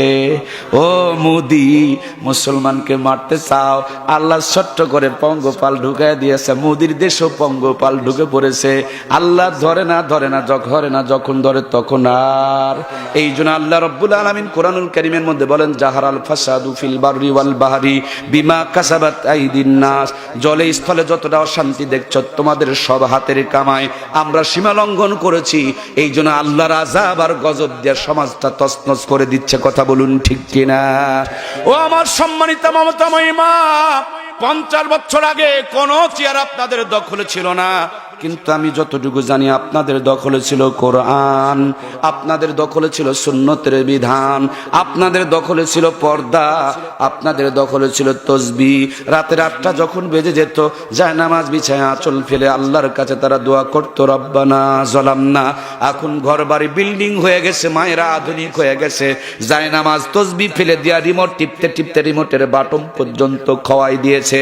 হিন্দুরা মন্দির থেকে উলু উলু ধ্বনি দেয়, আর আমার আম্মা জানেরা রিমোট টিপে টিপে হিন্দুদের মন্দিরের আওয়াজ মুসলমানের ঘর থেকে বের করতে শুরু করে দেয়। মুসলিম মোরা ঘুমিয়ে পড়েছি, বিবেকে ঝুলছে তালা, রক্ত মোদের শিথিল হয়েছে, পাপে অন্তর কালা, সামনেতে মোরা এগিয়েছি যত, পিছনে পড়েছি তত, সংখ্যাতেই শুধু বেড়ে চলেছি গরু ছাগলের মতো। ইমান ইমান করো রে মানুষ, ইমান কি এতই সোজা? মুসলমান হয়ে কেহ কি কোনদিন বহে শয়তানের বোঝা? জোরে বলুন মারহাবা। বলছি আম্মা জান, 50 বছর আগে কোন চেয়ার আপনাদের দখলে ছিল না, আপনাদের দখলে ছিল আল্লাহর কোরআন আর নবীজির সুন্নতের বিধান। কথা বলুন ঠিক কিনা? নানি দাদির বিয়ে হয়েছে, হাফ প্যান্ট পরা নানি দাদুকে নানু দাদুরা বিয়ে করেছে। তখনকার জামানার 500 টাকা পণ দিয়ে নানু দাদুরা নানু দাদিকে বিয়ে করেছে। ওই জামানার 500 টাকা দিয়ে 5 বিঘা 6 বিঘা জমি কিনে পাওয়া গেছে। সেই নানি দাদির পেটে 12টা 18টা 15টা সন্তান জন্ম নিয়েছে। একটা নানি দাদিকেও কষাইখানা নিয়ে পেট ছিঁড়ে বাচ্চা বের করা দরকার পড়ে। এখন তো ডিজিটাল জামানা, সব চেয়ার মায়েদের চেয়ারে দখলে চলে গেছে। এখন পুরুষের চেয়ারে বড় কোনো চেয়ার খুঁজে পাওয়া যায়? পূর্বী সরকারি দলের নেত্রী, বিরোধী দলের নেত্রী দুইটাই ছিল। আমাদের খালাম্মার চাচি আম্মা একটাই মাত্র বুড়া চাচা ছিল, এরশাদ চাচা উত্তরবঙ্গের কৃতি সন্তান। চাচা বেচারি যখন মরেছে, চাচি গিয়া নাঙ্গলের মুঠাটা ধরেছে, তাকায় দেখেন 3খান টিয়ারি কিন্তু ওনারা দখল করে নিয়েছে। খালাম্মা, ফুবি আম্মা, চাচি আম্মা মিলে পরামর্শ করে দেখে, এই দেশে মায়েদের সম্মান যদি বাড়াতে চায়, মায়েদের সুস্থ যদি রাখতে হয়, তাহলে 18 বছর 16 বছর আগে বিয়া দেওয়া জায়েজ নাই। তার মানে বিয়া দেওয়া বন্ধ করে দিয়েছে। আমার আপত্তি নাই, 16 বছরের আগে বিয়ে বন্ধ করেছেন, আমার আপত্তি নাই। কিন্তু 11 বছর 12 বছর 13 বছর স্কুল কলেজ বিশ্ববিদ্যালয় পার্কের কোনাকানিতে সিপাসাপিতে যা আকাম কুকাম হয়, আপনারা বিয়ে বন্ধ করলেন হালাল তরিকায়, আর হারাম তরিকায় আকাম কুকাম চলতেছে। এগুলো কি বন্ধ করা দরকার আছে না নাই? যারা যারা কথা বলছেন না, তাদের ভিতরে ভাইরাস আছে না নাই? আপনি হালাল তরিকার বিয়ে বন্ধ করলেন, হারামের দরজাটা খুলে রেখে দিলেন। আপনার এই হারামের দরজা খুলে থাকার কারণে হালাল জাদা বন্ধ হয়ে যাবে, হারাম জাদার প্রোডাকশন বেড়ে যাবে। হারাম জাদা কোনোদিন বাপের কথা শুনবে, আইনের তোয়াক্কা করবে, র্যাব কুবরা সিতার ভয় তাদের মনে থাকবে। কারণ এরা হারাম জাদা কমাতে হবে দেশের নিরাপত্তার জন্য। কথা বলুন ঠিক কিনা? সম্মানিত প্রাণপ্রিয় ভাইয়েরা আমার, ও আমার মমতাময়ী কলিজার টুকরা মা, আপনাদের সম্মান মর্যাদা আল্লাহ প্রথমে জান্নাতের ভিতরে বানায় বাড়াইছেন। আমরা পুরুষ জাতি, আমাদের পায়ের নিচে জুতা, স্যান্ডেল আর মাটি। আমার মায়েরা কত খাঁটি, মায়ের পায়ের নিচে জান্নাতের ব্যবস্থা করে রেখেছেন কে? এক সাহাবী নবীজির কাছে এসে বলছে, নবীজি গো, খেদমত করবো কার? নবী আমার 3 বার বললেন তোমার মার, 4র্থবারে গিয়ে বলেছেন তোমার বাবার। বাবার তুলনায় মায়ের মর্যাদাকে 3 গুণ বাড়িয়েছেন মুহাম্মদুর রাসূলুল্লাহ। সকলে মহাব্বতে বলুন না সাল্লাল্লাহু আলাইহি ওয়াসাল্লাম। সম্মানিত প্রাণপ্রিয় ভাইয়েরা, আমি আপনাদের কাছে বিনয়ের সঙ্গে যেটুকু জানাতে চাই, সব দোষ মায়েদের ঘাড়ে চাপায় লাভ নাই। তাকিয়ে দেখুন, অনেক দোষ আমাদের ঘাড়ে চেপে যায়। বাজারে যখন আঙ্গুর কিনতে যায়, আপেল কিনতে যায়, কমলা কিনতে যায়, বেদনা কিনতে যায়, কি সুন্দর করে প্যাকেটিং করে নেয়, খাবারের জিনিস মানুষকে দেখায় নিয়ে বেড়ায়। খাবারের জিনিস দেখানো যাবে না, মানুষকে দেখায় নিয়ে ওই খাবার খেলে পেট খারাপ হবে, বদনজর লাগবে। ওনার আঙ্গুর, আপেল, কমলা, বেদনা সুন্দর করে সামনের দিকে ঢাকা, কিন্তু মোটরসাইকেলের পিছন দিকে বউটা বসানো আছে, এটারে জায়গা জায়গা 3-4 জন বলছে, বাকিরা মুখে গমাই দিয়ে আছে। মানে এদের ভিতরে ওই রোগী আছে। ও ভদ্রলোক, তোমার আঙ্গুর, আপেল, কমলা, বেদনা ঢাকা, কোন অপরাধে তোমার মোটরসাইকেলের পিছনের বউটাকে তুমি রেখেছো ফাঁকা? বাড়িতে নিয়ে এসে তুমি আঙ্গুর, আপেল, কমলা, বেদনা ধুইয়া খাও, মুইসা খাও, কাইটা খাও। না ধোয়া খাইলে নাকি পেটে রোগ হয়, ব্যারাম হয়। তোমার আঙ্গুর, আপেল, কমলা, বেদনা ধুইয়া খাইলা, মুইসা খাইলা, কিন্তু যেই বউটারে মুসি, সামার, সাঁতাল, বুনা, মেথর সবাইকে দেখালা, ধোয়াও নাই, মুসাই নাই, ধোয়াও নাই, কালামও নাই, অজুও নাই, গোসলও নাই, নামাজও নাই, রোজাও নাই, সেই বউকে নিয়ে রাত্রিবেলা মিলামিশা করে। এইডস হবে, সিভিলিস হবে, গনোরিয়া হবে, ডায়রিয়া হবে। মিলামিশার ফলে পেট থেকে কোনো বাচ্চা যদি জন্ম নেয়, এরা শাহ সুলতান, শাহ জালাল, শাহ মাকদুমের মতন নয়, খালেদ সাইফুল আইয়ুবীর মতন নয়, মামুনুর হকের মতন নয়, আহমদ শফির মতন নয়, আমার ওস্তাদ জুনায়েদ বাবুনগরীর মতন নয়। এরা লুচ্চা, গুন্ডা, বাটপার, কুলঙ্গারের মতন জন্ম নেবে। একজন এরশাদ শিকদারকে ফাঁসি দেওয়া হয়েছে, এদের ঘর থেকে হাজার হাজার এরশাদ শিকদার দিয়ে দেশটা ভরে যাবে। কথা বলুন ঠিক কিনা? আমার প্রাণপ্রিয় ভাইয়েরা, একটাবার তাকায় দেখুন, আমরা জামা বানালে ফুল হাতা, আবার সেই ভদ্রলোক যখন বাড়িয়ালির জামা বানায় তখন বানায় হাফ হাতা।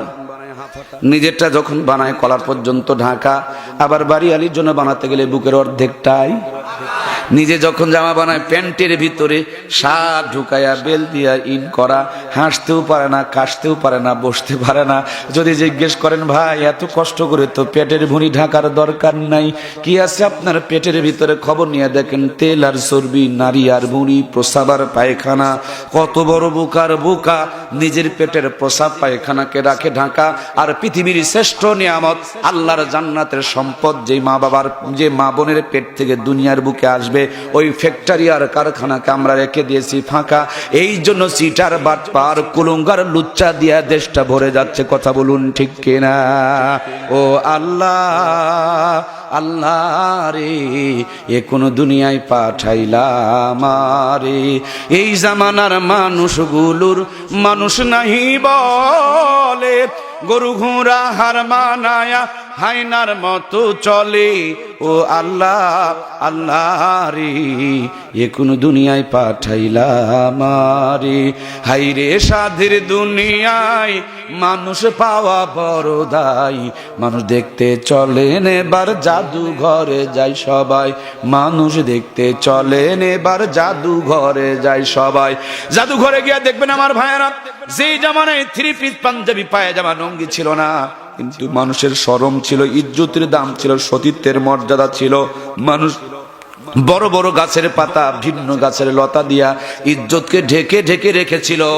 আর এখনকার জামানায় ইজ্জত বের করে দেখানোর প্রতিযোগিতা শুরু করেছে।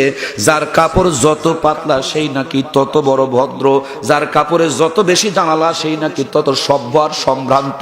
এই কাটা ফাটার নাম যদি সভ্যতা, ভদ্রতা হয়, ইজ্জত বের করে দেখানোর নাম যদি সম্ভ্রান্ততা হয়, রাস্তায় গিয়ে তাকিয়ে দেখবেন কুকুর আসল জায়গা বের করে দেখাই, তাইলে মানুষের চাইতে এক ধাপ ডিজিটাল ভদ্র কুকুরকে দাবি করতে হবে। কথা বলুন ঠিক কিনা? ঠোঁটের মধ্যে লিপস্টিক লাগায়া, ও আমার সম্মানিতা মা, আপনাদের সম্মান খাটো করতে আমি চাই না, কারণ সম্মান মর্যাদা দিয়ে আল্লাহ জান্নাতের ভিতরে বানাইছেন। নবীজি 3 বার খেদমতের কথা আপনাদের বলেছেন। আমাদের পায়ের নিচে জুতা স্যান্ডেল মাটি, কিন্তু আপনাদের পায়ের নিচে সন্তানের বেহেশত আল্লাহ তাআলা তৈরি করে রেখে দিয়েছেন। সুতরাং সম্মান মর্যাদা আপনাদের আল্লাহ অনেক বানিয়ে দিয়েছেন। মা মা ও কলিজার টুকরা মমতাময়ী মা, ঠোঁটের মধ্যে লিপস্টিক লাগায়া ঠোঁটকে লাল করে দেখাতে পারলে যদি ভদ্র হওয়া যায়, এই তো কিছু দূর পরে আপনাদের মধুপুরের বন আছে, সেখানে কিছু বানর দেখা যায়, তাকায় দেখবেন বিনা লিপস্টিকে বান্দরের পিছন সারা জীবনই বেশি লাল থেকে যায়। সুতরাং সভ্যতা ভদ্রতা বেপরদার নাম নয়। মুসলমানের মেয়েরা কোনদিন এভাবে তাদের ইজ্জত বের করে দেখাইতে পারে? ও বন্ধু, এই তো সামনে 14ই ফেব্রুয়ারিতে আমরা পড়েই গিয়েছি, এখন কিন্তু 14ই ফেব্রুয়ারি আমরা প্রেম করব, আমাদের প্রেম হবে মুহাম্মদুর রাসূলুল্লাহ, সকলে বলুন না সাল্লাল্লাহু আলাইহি ওয়াসাল্লামের সুন্নতের তরিকায়। আমরা যদি কোনো এনজয় করি, আমাদের এনজয় হবে নবী আলাইহিস সালামের তরিকায়। কোন নবীকে পেয়েছি? যেই নবী নামাজে গিয়েছে, নানা নাতির প্রেম শুরু হয়ে গেছে, নাতি দৌড়ে গিয়া নানার ঘাড়ের মধ্যে চড়েছে, কান ধরে টানতেছে আর বলতেছে চল ঘোড়া চল। সাহাবায়ে ইকরামের কলিজার মধ্য থেকে রক্তক্ষরণ চলতেছে। আল্লাহর হাবিব নামাজের সিজদার মধ্যে রয়েছে, কারণ সিজদার থেকে তিনি যদি উঠে যায় ইমাম হুসাইন পড়ে যাবে। আমার প্রাণের ভাইয়েরা, হযরত ওমর ফারুক রাদিয়াল্লাহু তাআলা আনহু টাকা বলে, আলীর বেটা আমার নবীর ঘাড়ে চড়ে কান ধরে টানস, তোর এত বড় সাহস। কিন্তু নবীর সামনে আমি কিছু বলতে পারছি না, নইলে তোর 12টা বাজায় দিতাম। আমার ভাইয়েরা সাহাবায়ে কেরামরা অবাক হয়ে নিথর হয়ে নামাজের সিজদায় পড়ে রয়েছে। রাহমাতুল লিল আলামিনের কান ধরে তার নাতিকে টানতেছে। প্রেমের কথা বলছি, ভালোবাসার কথা বলছি। কেমন ভালোবাসা করবেন? নাতির জন্য নানার ভালোবাসাটাও আল্লাহ তাআলা শিখিয়ে দিয়েছেন। সুবহানাল্লাহ বলেন না? আমার ভাইয়েরা, আল্লাহ তাআলা ডাকতে বলে, জিবরিল রে, এই মুহূর্তে আমার বন্ধুর কাছে গিয়া বলে দাও, আমার বন্ধু যেন নামাজের সিজদাটা লম্বা করে, নানার কান ধরে নাতি টানে। আল্লাহর কাছে নাকি দেখে ভালো লাগে। সুবহানাল্লাহ বলেন না? আমরা অনেক নানা আছি, নাতিদের সঙ্গে ভালো আনন্দ বিনোদন আদর সুলভ ব্যবহার করি, কিন্তু আল্লাহ নবী বলেন যে ছোটকে স্নেহ করে না, বড়কে সম্মান করে না, সেই নবী আমার উম্মত হতে পারে? আমার প্রিয় ভাইয়েরা, নানা নাতির প্রেম করবে, নানা নাতি ভালোবাসা করবে, সেখানেও পর্যন্ত আমার নবীর আদর্শ রয়েছে। জামাই শ্বশুর একসঙ্গে খেতে বসেছে, নবীজি খেজুর খায়, বিচিগুলো আলুর সামনে রেখে দেয়। খাওয়া যখন শেষ হয়ে গেছে, রাহমাতুল লিল আলামিন, তিনি গোমরা ছিলেন না, তিনি ইসলাম আমার ভাইরা ব্যাকডেট না। রাহমাতুল লিল আলামিন মুস্কি একটা হাসি দিয়ে বলেন, আজকে আলী অনেক খেজুর খেয়েছে, দেখো সামনে কতগুলো বিচি জড়ো হয়ে গেছে। আলীও তো কম না। যেমন আমার ভাইরা, যেমন ওই যে যেমন জামাই তেমনি শ্বশুর। তিনি বলে, জি আজকে আমি একটু বেশি খেয়েছি, কিন্তু কেউ খেজুর তো খাইছে, খেজুরের সঙ্গে বিচিগুলো পর্যন্ত বসাইছে। আপনি হাসবেন, হাসার মধ্যে নবীজির সুন্নত আছে না নাই? হাসি 3 প্রকার, এর মধ্যে যেই হাসিটা বিশ্ব নবী সবসময় হাসতেন, এটা হলো মুস্কি হাসি। আল্লাহর হাবিব বলেন, তুমি যদি মুস্কি হেসে কথা বলো, ঘরের মধ্যে প্রবেশ করো, বউকে যদি হাসাইতে পারো, তোমার বউ শুধু হাসবে না, তোমার ঘরকে আল্লাহ তাআলা জান্নাতের একটা টুকরা বানিয়ে দিবে, রহমত নাজিল হতে শুরু করবে। সুবহানাল্লাহ। আল্লাহর হাবিব প্রত্যেক দিন রাত্রিবেলা হযরতে ফাতেমার ঘরের দিকে তাকায় দেখতেন। হঠাৎ একদিন নবীজির ভিতরে বড়ই পেরেশানি। সকালবেলা হযরতে ফাতেমাকে ডেকে নিয়ে বলে, মা গতকালকে তোমাদের কি হয়েছিল, দয়া করে আমাকে একটু বলো না। হযরতে ফাতেমা বলেন, আব্বাজান, আপনার জামাই আর আমার সঙ্গে একটা ছোট্ট বিষয় নিয়ে বিরোধ হয়েছিল, এই জন্য দুইজন দুই দিকে মন খারাপ করে মুখ করে শুয়েছিলাম। রাহমাতুল লিল আলামিন ডাকতে বলে, তুমি আমার মা, তুমি ভালো করেই জানো তোমাকে আমি যতটুকু ভালোবাসি, দুনিয়ার কাউকে ওই পরিমাণ আমি ভালোবাসি না। তাই বলে স্বামীকে নারাজ রেখে তুমি যদি মারা যেতে, আমি তোমার বাবা হওয়ার পরও তোমার জানাজার নামাজে অংশগ্রহণ করতাম না।